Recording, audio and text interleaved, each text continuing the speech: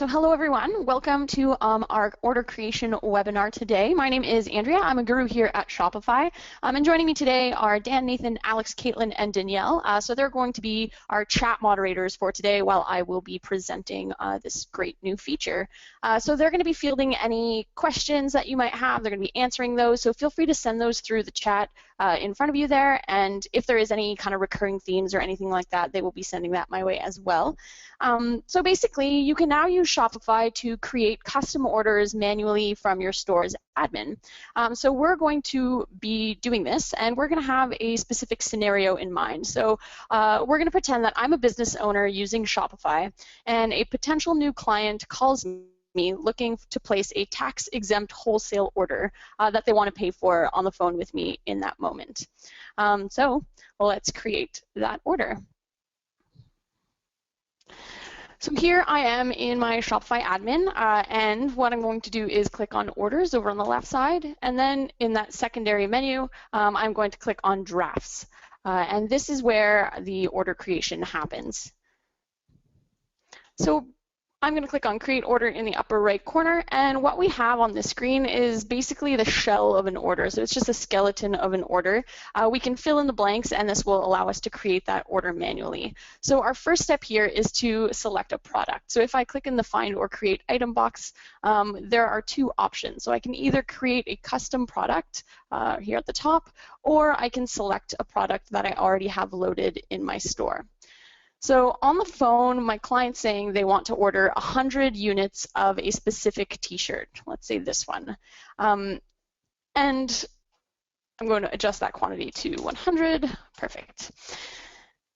So they want this t-shirt, they want 100 of them, and they are also a wholesale customer. So my wholesale customers do get a discount. So if I wanted to adjust this to add a discount, I would click on the price of the product here in the line, and then I can add a dollar amount or a percentage amount discount here. So in this case, in my store, wholesale clients receive a 60% off discount.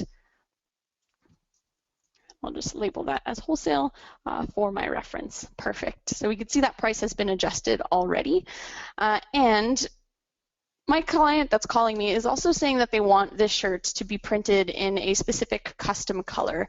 And this actually does have an additional printing cost. So to represent that additional cost, I'm going to create a custom item, and I'm going to call it custom color.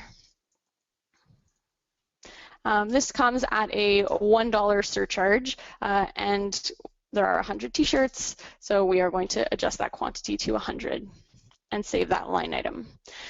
Now, with that being said, this doesn't create a new product in our store. This is just a temporary product for this particular order, so it's not going to create any listings anywhere else in your admin.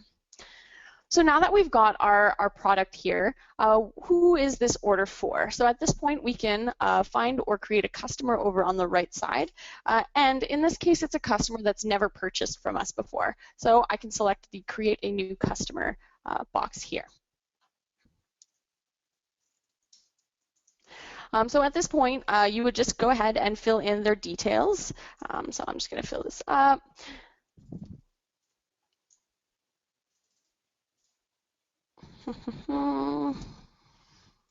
Perfect.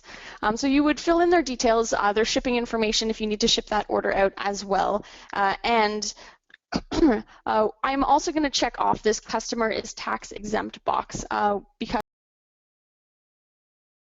tax in my business. Of course, it's entirely up to you. If you do charge taxes, then you could keep that box unchecked as well. So with all this information filled out, I click on Save Customer, and this is going to create a new account. Voila. So now that I know where this order needs to be shipped because I've entered their address, I can add a shipping cost to it. So if I click on Add Shipping, just here in the order, you'll notice a few different options. So there is the option to offer free shipping on this order, or you can define a custom shipping price, or you can select from one of the shipping methods that has been previously entered elsewhere in your admin. So it's going to go and it's going to pull, based on the information that's been entered here, what's in your shipping settings area. So if I didn't have a customer attached to this order, my store's existing shipping method and tax rates wouldn't be available to select. So I do need to have that customer attached to the order first. And this is just because Shopify wouldn't know where the order would need to be shipped to or what taxes would need to be applied because there wouldn't be any information about that customer. So I have the option of my standard shipping options, offering free shipping, or giving a custom shipping rate. So I'm going to give them free shipping and apply that there. So now that I've added a product, a customer, and a shipping method, and I've settled any discounts that I wanted to give them, I'm ready to create this order and take payment for it. So if I was just creating this as a draft to then complete later on, I can always click on Save up here in the upper right corner and come back to it later, or on the bottom right corner as well. If I'm coming back to it later, another interesting feature is this Reserve Items button that's up near your order details, and this just reserves the inventory so that if someone does come into your store and orders this and basically you sell out, this will already be saving the inventory for this particular order. So that's the Reserve Items button here. But let's assume that we're ready to complete this order now. I have the client on the phone, they're waiting, and there's 4 different ways that I can collect payment on this order. So first would be to email an invoice. So the option to email an invoice happens just by clicking on this button. It loads this box where you can customize that email template here, and essentially it would send them an email with a link to a pre-filled checkout. So they would have this little checkout URL that they can click on and then go through your checkout like normal and accept payment in that way. And so this would be kind of like, it would look very, very similar to anyone that would place an online order in your store. So they'd be using your existing shipping methods and all that, or your existing payment methods, sorry, and all of that to complete their order. Now, with that being said, at that point, you would just be waiting for the payment to arrive, and once the payment does happen, this draft is automatically going to become an order in the admin, so once that payment has happened.